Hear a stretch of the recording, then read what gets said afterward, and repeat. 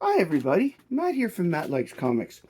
There's a challenge that was set down by Mr. E, the Low Grade King, to everyone out there with regards to showing your five most interesting comics. Well, I'm going to do that, but I'm going to do it in the context of my five most interesting stories as far as I was concerned. These are all stories I liked as late, like between the ages of 8 and 12, I would say, that I decided that have stuck with me over the years and that I decided to use for this challenge.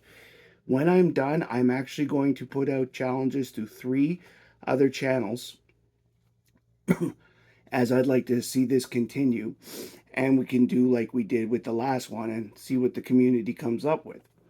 So the first one I'm going to pick is from Adventure Comics 371 and 372. The story is basically Colossal Boy's parents get turned into glass statues and are abducted by a character by the name of Tarek the Mute, who is the founder of the Legion of Supervillains. And the reason they do that is they want Colossal Boy to be a mole inside the Legion to give them techniques on training methods and the methods that they use for detecting and superheroing. These are the two books. In order to make the Legion of Supervillains a very powerful organization. Now, this is the actual organization that we've only seen as adult villains over the course of the few years before it. So this finally becomes the origin, and this is the first appearance, of course, of Tarek the Mute in these stories. Naturally, the Legionnaires find a way to rescue Colossal Boy from his problem, and Colossal Boy gets back in the Legion into their good graces again. And, the usual, the heroes always find a way. What is interesting is how Nemesis Kid, who can defeat any one opponent, gets defeated by Duo Damsel because she splits in two and fights him as a duel. Okay, the next story that I liked, by the way, these are not in any particular order, these are literally in the order that I'm pulling them up from the pile, is another Adventure Comics Legion story. This was Adventure Comics 350 and 351. In this story, it starts off with Earth getting a green kryptonite cloud surrounding it. And therefore, Superboy and Supergirl can no longer be members of the Legion, so they get thrown out.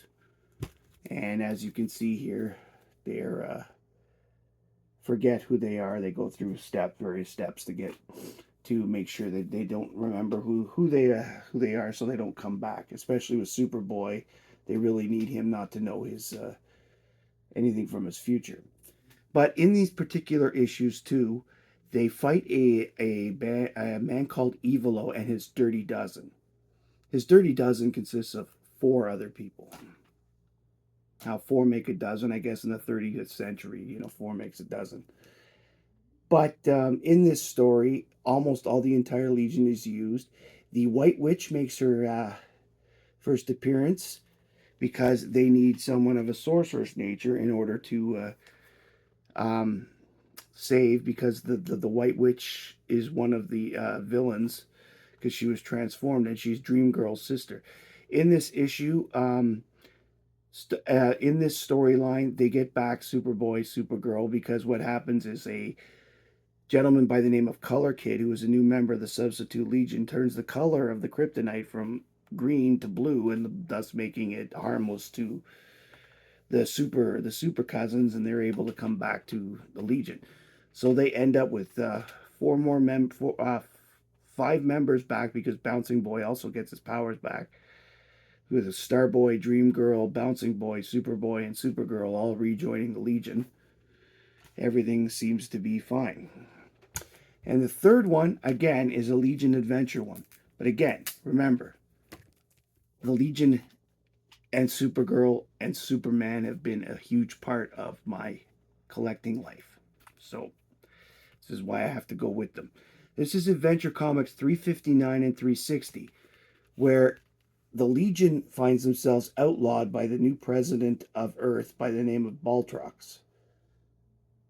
And a bunch of them end up imprisoned on Takron Galtos, which is the prison planet, because they used their powers illegally, even though they were saving people's lives.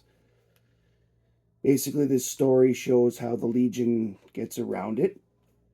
In fact, they discover one of Luthor's old lairs from the 20th century, and they manage to find a way, and they find out that Baltrox is actually Universal, which is one of their big enemies at this period, and they manage to defeat him with the help of Universal's son, who they make an honorary member of the Legion, thus, becoming themselves again. This book, though, is particularly good. This is Jim Shooter and Kurt Swan again, and they do a fantastic job. 359, 360. The next book is by Paul Levitz and Keith Giffen. It is a Legion one in a different way. It is probably my favorite one-shot book, definitely, of all times. This is DC Comics Presents 59, and it is Superman and the Legion of Substitute Heroes. It is the second appearance of Ambush Bug, and I must have read this book just about daily for an entire year after it came out.